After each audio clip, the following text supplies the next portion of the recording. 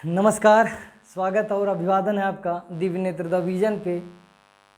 चलिए एनसीईआरटी के कक्षा को आगे बढ़ाते हुए तीसरा टॉपिक जो पृथ्वी की गतियां बताए थे उनका ऑब्जेक्टिव प्रश्न पे आज चर्चा करेंगे। अभ्यास प्रश्न को देखेंगे।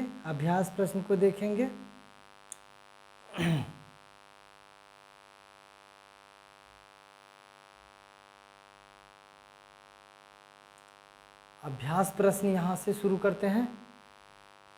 एक सेकेंड।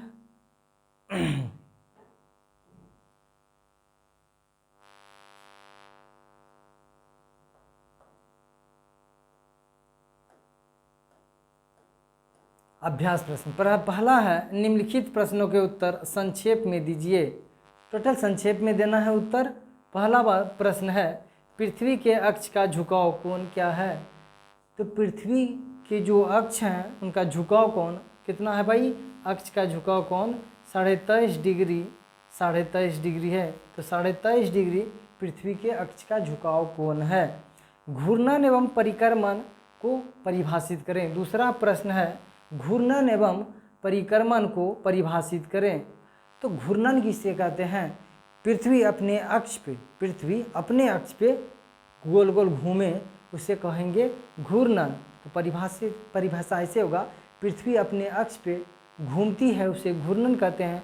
अब परिक्रमण किसे कहते हैं भाई? तो पृथ्वी एक वर्ष में जो सूर्य के चारों तरफ चक्कर लगाती है उसे परिक्रमण कहते हैं। किसका? पृथ्वी का। पृथ्वी सूर्य के चारों तरफ जो दीर्घवृत्ताकार में घूमती है उसे परिक्रमण गति कहा जाता है, परिक्रमण कहा जाता है। लीप वर्ष क्या है? नेक्स्ट प्रश्न है, लीप वर्ष क्या है? लीप वर्ष प्रत्येक 4 साल में होता है। क्या बोले? 365 दिन और 6 घंटा का कितना भाई? 6 घंटा का एक वर्ष होता है। लेकिन हम लोग 365 दिन का वर्ष मनाते हैं। 6 घंटा को जोड़ के 4 वर्ष में 6 चौक 24 एक दिन और ऐड कर दिया जाता है और लीप वर्ष 366 दिन का हो जाता है। 366 दिन का हो जाता है, जो अप्रैल में फरवरी महीना में जोड़ दिया जाता है। अप्रैल महीना में लीप वर्ष में क्या हो जाएगा? 28 के बदले 29 दिन हो जाएगा। कितना भाई? 29 दिन। तो ये लीप वर्ष क्या है? तो जब 6 घंटा को प्रत्येक 365 दिन, जो दिन एक वर्ष 365 दिन 6 घंटा का होता है, उस 6 घंटा को 4 साल बाद एक दिन में ऐड कर लिया जाता है और लीप वर्ष मनाया जाता है। लीप वर्ष के रूप में जाना जाता है। 6 घंटा को जोड़ के एक दिन ना। उत्तर एवं दक्षिण आयानंतों में अंतर बताइए। उत्तरी आयानंत किसे कहते हैं? दक्षिणी आयानंत किसे कहते हैं? समझिए इस चीज़ को। जब सूर्य उत्तरायण हो, उत्तरायण मतलब यहाँ पे लंबवत हो, कर्क रेखा पे जब सूर्य लंबवत होगी उत्तर दिशा में, कर्क रेखा पे लंबवत होगी, तो तब क्या करेंगे? उत्तर आयानंत कहेंगे। ये कब होता है भाई? 23 जून को लगभग होता है। 23 जून ना जी, 23 जून को होता है। उसके बाद अगर यहाँ पे देखा जाए, और दक्षिणायन क्या कहते हैं भाई? दक्षिणायन किसे कहते हैं? दक्षिणायनंत कहते हैं कि जब सूर्य दक्षिणी गोलार्ध में, जब भारत में ठंडा रहेगा उस समय, जब दक्षिणी गोलार्ध में सूर्य मकर रेखा पे लंबवत हो उसे क्या कहते हैं? दक्षिण आयनंत कहते हैं। समझ में आया? दक्षिण आयन जब दक्षिणी मकर रेखा पे हो, मकर रेखा पे लंबवत हो सूर्य। उत्तरायण किसे कहते हैं? जब सूर्य कर्क रेखा पे लंबवत हो। विषुव क्या है? विषुव जब सूर्य की किरणें विषुवत रेखा पे लंबवत पड़ती है उसे विषुव कहा जाता है। तो ये एक्चुअली मार्च महीने का समय रहता है। मार्च महीना में इधर से जाने वक्त, उधर से 23 सितंबर लगभग है। 23 सितंबर है, 23 सितंबर और 15 मार्च, 21 मार्च ना जी, 22 मार्च, शायद 22 मार्च ना, 22 मार्च और 23 सितंबर। 22 मार्च को सूर्य कहाँ लंबवत होती है? आई गेस 22 मार्च ही। समझ, थोड़ा कन्फ्यूजन, 21 या 22 में कन्फ्यूजन हो रहा है हमको। तो 22 मार्च हमको एकदम एग्जैक्ट लगभग पता है 22 मार्च ही होगा। देख लेते हैं ना, देख लेते हैं 22 मार्च या 21 मार्च है। 6 महीनों तक एक सेकेंड, कभी कभी क्या होता है आंकड़ा देख लेना चाहिए ना, झूठ सही नहीं हो ना, गलत नहीं हो, झूठ सही नहीं गलत नहीं हो।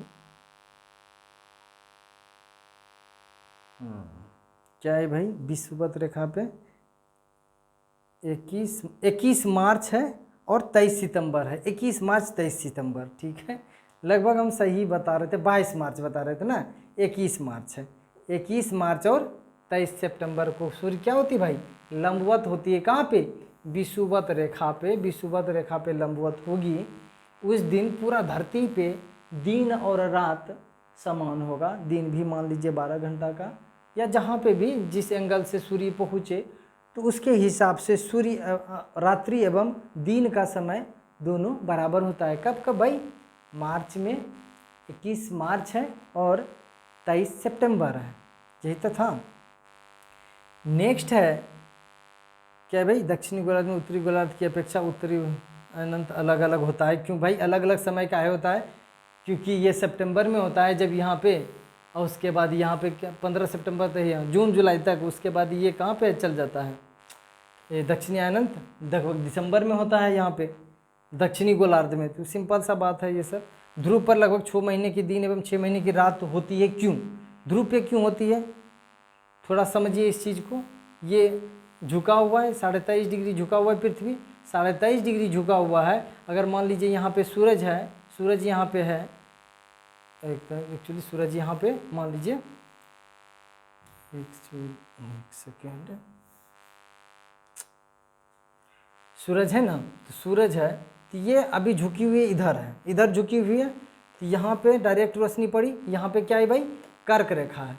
और ये जो कोण है, ऐसे घूर्णन गति जब पृथ्वी करेगी ये तो फिक्स होगा ना, तिरछी रोशनी तो डायरेक्ट ध्रुव पे जा रहा है, तो ये 6 महीना लगभग उत्तरीय ध्रुव पे सूर्य दिखेगा। अब मान लीजिए सूरज तो स्थिर है लेकिन पृथ्वी उधर चली जाएगी, फिर से मैप बना लेते हैं, देखिएगा समझ के।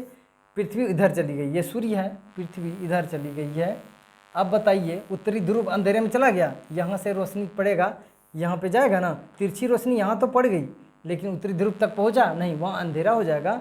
फिर दक्षिण ध्रुव में क्या हो जाएगा, तो दक्षिणायन के समय दक्षिण में मतलब ठंड जाड़े की, जब उत्तर भारत में या भारत में जब ठंडी का मौसम रहेगा तो दक्षिणी ध्रुव पे 6 महीना का क्या हो जाएगा, दिन हो जाएगा, और उत्तरी ध्रुव में 6 महीना का रात। क्योंकि ये एक ही डायरेक्ट ये घूर्णन जब करेगी ना तो ये तो घूमेगा लेकिन ये भाग स्थिर ही रहता है, जिसके कारण 6 महीना का दिन एवं रात हो जाता है। सही उत्तर चिन्हित कीजिए, सही उत्तर को चुनना है, सही उत्तर को चिन्हित कीजिए। पहला प्रश्न क्या है भाई, पृथ्वी की सूर्य के चारों ओर की गति को कहा जाता है, पृथ्वी की सूर्य के चारों ओर परिक्रमण गति क्या कहलाता है भाई, परिक्रमण गति। सूर्य परिक्रम, पृथ्वी परिक्रमा करती है किसका, सूर्य का, वही बात है। सूर्य की सीधी किरणें विषुवत वृत्त पर किस दिन पड़ता है, 2 दिन पड़ता है सर, मार्च में और जून में, न जी, मार्च में और जुलाई सितंबर में, 23 सितंबर को। तो यहाँ पे क्या है 21 मार्च को इधर से उधर से आने में 23 सितंबर ना जी, 23 सितंबर और 21 मार्च को। तो 21 मार्च को सीधी किरणें विषुवत वृत्त पे पड़ती है। विषुवत रेखा को एक्चुअली विषुवत वृत्त कहा जाता है, क्योंकि मान लीजिए गोल है, क्या है, धरती गोल है, बीच में खींचेंगे तो एक वृत्त बनेगा ना जी। विषुवत रेखा तो पृथ्वी की चारों तरफ ना है, तो ये इसीलिए विषुवत रेखा को विषुवत वृत्त भी कहते हैं ना, कर्क वृत्त भी कहते हैं, मकर वृत्त भी कहते हैं। अक्षांशीय टोटल वृत्त है, टोटल अक्षांश रेखा वृत्त होगा, देशांतर भी टोटल वृत्त ही हो जाएगा। नेक्स्ट है गर्मी में क्रिसमस का पर्व कहाँ मनाया जाता है। हमारे देश में दिसंबर महीना में क्रिसमस मनाया जाता है। तो हमारा देश उत्तर भारत का जो है या उत्तरी गोलार्ध में जितना भी देश है सभी जगह जाड़ा का मौसम रहेगा, लेकिन उस समय दक्षिणी गोलार्ध में ऑस्ट्रेलिया या दक्षिण अफ्रीका ले लीजिए या फिर अर्जेंटीना तरफ ले लीजिएगा, चिली ले लीजिएगा, ये सब देश में क्या होता है भाई, दिसंबर महीने में गर्मी का दिन रहता है, और उस समय गर्मी में क्रिसमस कहाँ मनाया जाता है, तो भाई ऑस्ट्रेलिया ऑप्शन में है, तो ऑस्ट्रेलिया में। भारत उत्तरी गोलार्ध में और जापान भी उत्तरी गोलार्ध में है, मतलब ये गोला के ऊपर में है और सूर्य कहाँ पे भी है, नीचे। तो यहाँ पे गर्मी, यहाँ पे क्या हो जाएगा, जाड़े के दिन, जाड़ा का दिन होगा। तो यहाँ पे ठंडी दिन में हम लोग क्रिसमस मनाते हैं, लेकिन ऑस्ट्रेलिया वाला गर्मी दिन में मनाता है। काफ़ी आसान सा प्रश्न है, लेकिन इम्पोर्टेंट है किसी भी एग्जाम को देखते हुए, समझे। ऋतुओं में परिवर्तन पृथ्वी की किस गति के कारण होता है? पृथ्वी की किस गति के कारण ऋतुओं में परिवर्तन होता है? एक घूर्णन गति, एक परिक्रमण गति है। सर घूर्णन गति, अगर आप सोच रहे हैं घूर्णन गति, सोचिए 24 घंटा में तो घूम लेती है, क्या 24 घंटा में ऋतु परिवर्तन हो जाता है? नहीं। तो दूसरा गति तो केठू बचा, परिक्रमण गति। क्योंकि परिक्रमण गति में क्या होता है, सूर्य है और पृथ्वी, यहाँ से यहाँ तक पृथ्वी को आने में क्या होता है भाई, अलग अलग रोशनी पड़ता है पृथ्वी पे। तो तापमान के हिसाब से मौसम परिवर्तन होगा। ज़्यादा तापमान, सूर्य की रोशनी ज़्यादा पड़ेगी तो गर्मी का दिन, और कम तापमान तो ठंडी के दिन। तो ऋतु का जो परिवर्तन, तो ऋतु परिवर्तन हो गया। तो ऋतु का परिवर्तन होता है पृथ्वी के परिक्रमण गति के कारण। गुरुत्वाकर्षण और घूर्णन उसमें कोई योगदान नहीं करता है। खाली स्थान भरें, खाली स्थान को भरना है। एक लीप वर्ष में दिनों की संख्या कितनी होती है? बोले थे ना लीप वर्ष 44 साल में आएगा, ऐसे वर्ष 365 दिन का, लेकिन लीप वर्ष 366 दिन का, 66 दिन का होता है। तो लीप वर्ष कितने दिन का? 366 दिन का। पृथ्वी की प्रतिदिन की गति को क्या कहते हैं? पृथ्वी की प्रतिदिन की गति को घूर्णन गति कहते हैं। दिन जब देखा से होगा, पृथ्वी की घूर्णन गति प्रतिदिन करती है ना। पृथ्वी सूर्य के चारों ओर डैश कक्षा में घूमती है, दीर्घवृत्ताकार। किस कक्षा में? दीर्घवृत्ताकार कक्षा में घूमती है। नेक्स्ट है 21 जून को सूर्य की किरणें डैश रेखा पर सीधी पड़ती है। बताए थे ना 21 जून को कर्क रेखा पे, कहाँ पे? कर्क रेखा पे। इसलिए जून जुलाई में देखते हैं भारत में कर्क रेखा भारत के बीचों बीच से गुजरी है। कितना राज्य से सर? देख लेते हैं। गुजरात के बाद राजस्थान के बाद मध्य प्रदेश के बाद छत्तीसगढ़ के बाद झारखंड के बाद पश्चिम बंगाल के बाद मिजोरम। तो 8 राज्य हो गया। लोग ट्रिक याद रखता है, लेकिन हम दोनों तरफ से मैप में बता दिए, समझें। तो वो है, तो भारत के बीचों बीच से गुजरी है। तो भारत में गर्मी के दिन जून में रहता है भाई। तो 21 जून को सूर्य की किरणें कहाँ पे रहेगी? कर्क रेखा पे, क्योंकि मकर रेखा तो दक्षिणी गोलार्ध में है सर, ऑस्ट्रेलिया के पास। तो वहाँ तो ठंडी दिन रहेगा उस समय। नेक्स्ट है डैश ऋतु में दिन छोटे होते हैं। हमारे यहाँ उत्तर भारत में किस ऋतु में दिन छोटा होता है? ठंडे दिन में ना जी। तो जाड़े ऋतु में दिन छोटा होता है भाई। ये बात एक्चुअली यहाँ पे मेंशन किया जाना चाहिए, किस गोलार्ध में। जैसे उत्तरी गोलार्ध में डैश ऋतु में दिन छोटी होती है, दक्षिणी गोलार्ध या उत्तरी गोलार्ध मेंशन होना चाहिए।